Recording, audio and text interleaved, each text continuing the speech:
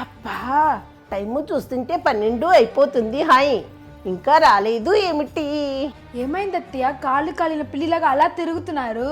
హేమా ఆజ్ రంజాన్ హే, అందుకే బేగం గారు బిర్యానీ కోసం వెయిట్ చేస్తున్నాను. హై ఎందుకు అత్తయ్య ముస్లిం బిర్యానీ అంటే మీకు అంత పిచ్చి? అసలు దాని రుచి గురించి నీకు ఏమీ తెలుసు? ముస్లిమ్స్ బిర్యానీ అంటే అది ఒక ఎమోషన్. లూస్ మోషన్ ఏం కాదు. ఇదిగో బేగం గారు ఫోన్ చేస్తున్నారు. బేగం గారు సలాం అలైకో, హ్యాపీ రంజాన్. ఇప్పుడే మీది బిర్యానీ చాలా బాగుంటుందని షేమాకి చెప్తున్నాను. హై ప్రతి దానికి హై ఏంట్రా బాబో? ఏంటి అలాగా? సరేలే. ఏంటత్తయ్య చీకేసిన తాటికాయలాగా అలా డల్లుగా అయిపోయారు?